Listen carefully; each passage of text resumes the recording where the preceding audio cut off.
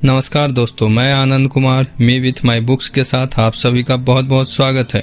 आज मैं आप लोगों के सामने औघड़ नीलोत्पल मृणाल द्वारा रचित उपन्यास की समीक्षा लेकर आया हूँ। औघड़ नीलोत्पल मृणाल द्वारा रचित एक ऐसा उपन्यास या यूँ कहिए कि एक ऐसा संसार जो ग्रामीण पृष्ठभूमि पर रचा गया है, जिसमें उन्होंने गाँव के हर कोने का सुख दुख, छल कपट, सामंतवादी सोच के लोगों और उनकी व्यवस्था और उन ग्रामीण लोगों की खुशी को बहुत ही मनमोहक और सजीवता के साथ रूबरू करवाया है। अगर आप ग्रामीण पृष्ठभूमि से हैं तो इस उपन्यास को पढ़ते वक्त सारे किरदार आपको गांव में ही मिल जाएंगे।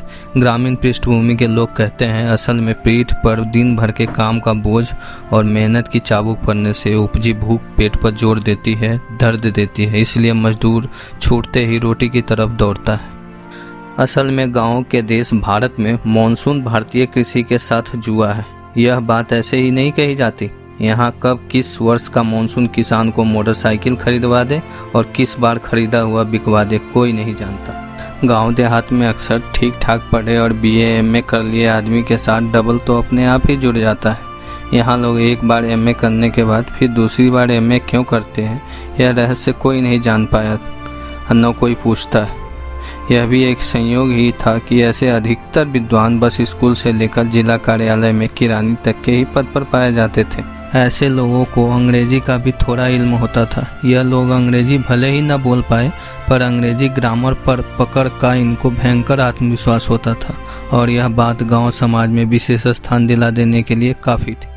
Present tense, past tense and future tense का इस्तेमाल कर ट्रांसलेशन बनाने की इनकी पकड़ उतनी ही मजबूत होती थी जितनी गेंद को स्पिन कराने में अनिल कुंबले की। गांव में लोग कहते हैं एक बार लगाओगे तो जीवन भर लाभ पाओगे। शिक्षा से ज़्यादा मूल्यवान कोई फसल नहीं होता। जब मन की चोरी पकड़ी जाती है तो आदमी या तो रो देता है या हंस देता है। औघड़ मलखानपुर नाम के गांव के जरिए भारतीय गांव के समाज का यथार्थ चित्रण करते हैं, जिसका केंद्र बिंदु बिरंची और दूसरी ओर पुरुषोत्तम सिंह का परिवार है। देसी घी की चर्चा से बैजनाथ को ख्याल आया कि कैसे उसने किशोरावस्था से ही देसी दारू का नियमित 3 टाइम सेवन कर अपना लीवर खराब कर लिया था। तेल मसाला अब पचता ही नहीं था। कहीं शादी ब्याह के भोज भात में जाता भी तो मेजबान का दिल रखने के लिए मांस का मसाला पानी से धोकर खा लेता था, पर छोड़ता नहीं था। आदमी होने का यही तो शर्त है, किसी भी तरह सलट दो, छोड़ो नहीं। आदमी का यही स्वभाव तो उसे आदमी बनाए रखता है, वरना जिस आदमी के पास आत्मसंयम, संतोष और त्याग की प्रवृत्ति आ जाए तो फिर वो देवता न बन जाएगा, आदमी थोड़े रहेगा।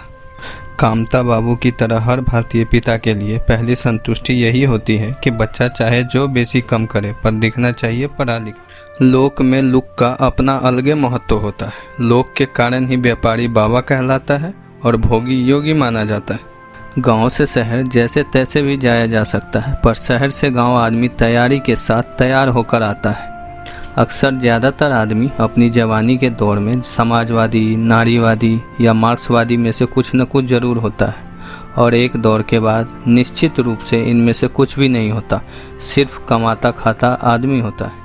एक स्त्री अपने अंदर पर्वत पहाड़ सब कुछ दबा कर रख लेती है। कितनी गहरी होती है स्त्री। पुरुषों के अंग के ऊपरी परत पर भी हल्की खरोच लग जाए तो तिलमिला उठते हैं पौरुष, पर स्त्री दुख, संताप, क्षोभ, अनादर सब अंदर दफन कर खड़ी रहती है। स्त्री और धरती दोनों एक सी है, दोनों गर्भ धारण करती है, तभी तो माता है। अंदर पीतल, सोना, बारूद, पानी सब रखे हैं, दोनों का भार ढोने को अभिशाप्त है। मेरे ख्याल से इस किताब में यदि आपने साधु और बिरंची का संवाद ध्यानपूर्वक पढ़ लिया है तो आपको किसी भी धर्म ग्रंथ के कर्मोपदेश पढ़ने की ज़रूरत नहीं है। किताब में कुछ अविस्मरणीय अंश हैं, जैसे शेखर गांजे की पत्तियों को महीन करके काटने लगा उतने ही समर्पण भाव से जैसे गांधी जी सूत काट रहे हो। भारतीय परंपरा में मर्द कितना भी जहरीला हो, पैरों में बिछुआ महिलाओं को ही पहनना बताया गया है।